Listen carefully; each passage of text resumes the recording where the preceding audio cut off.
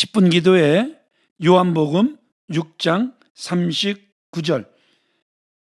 나를 보내신 이의 뜻은 내게 주신 자 중에 내가 하나도 잃어버리지 아니하고 마지막 날에 다시 살리는 이것이니라. 제목, 살리는 사람이 되십시오.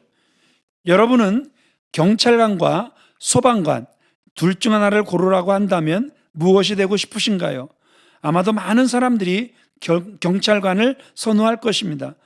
왜 그럴까 생각해 보면 답은 간단합니다. 우리나라의 경찰청은 국정원, 국세청, 검찰청과 함께 4대 권력기관에 속하거든요. 권력을 갖는다는 것이 어떤 의미가 있는지를 우리는 잘 알고 있기 때문이죠. 그에 비해 소방관은 최근에야 비로소 국가 공무원으로 인정될 정도로 소외되어 있는 게 사실입니다.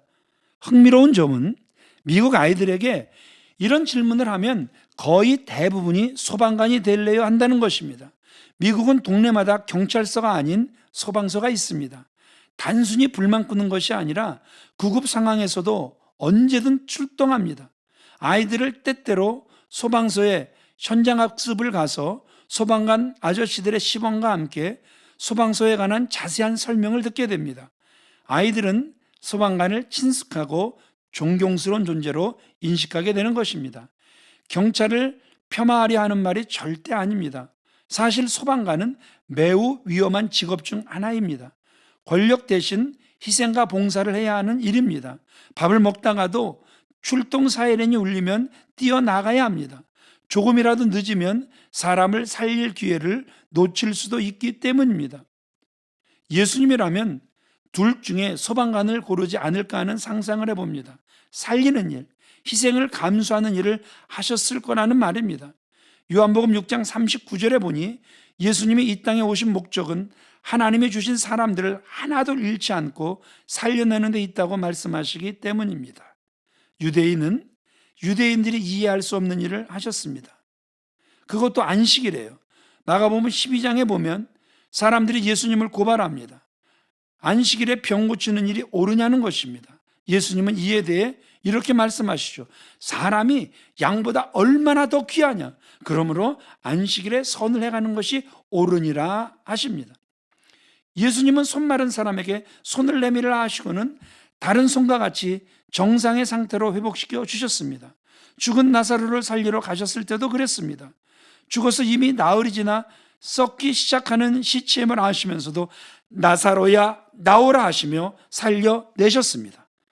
예수님의 모든 사역은 살려내는 사역이었음을 잘 알 수 있는 대목입니다. 하나님께서 사랑하시는 성도 여러분, 죽이는 사람이 되지 말고 살리는 사람이 되십시오. 주일마다 욥과 세 친구의 대화를 통해 우리는 정확한 말이 아니라 살리는 말이 얼마나 필요한지를 배우고 있지 않습니까?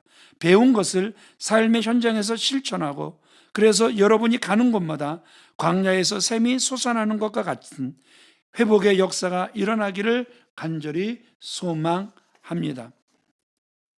토요일 교회를 위한 기도를 하길 원합니다. 첫 번째, 2020년 우리 교회가 내 몸 같은 성도, 내 몸 같은 교회로 한 해 성도님들을 섬기게 하시니 감사합니다. 내 몸 같은 성도들 중 고난 속에 신음하는 지체들이 있습니다. 주님, 이들의 어려움을 돌아보며 사랑으로 섬기는 실천하는 교회가 되게 하옵소서.